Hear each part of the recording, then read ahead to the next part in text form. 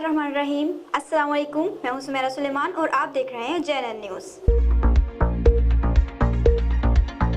मोहल्ला ज़ाहरिया में झूलती हुई बिजली की तारें लोगों के लिए खतरा बन गई। बिजली का गिरने वाला खंभा वापडा ने दोबारा नहीं लगाया। मजीद तफसीलात जानते हैं आफ्ताब अनवर की इस रिपोर्ट में।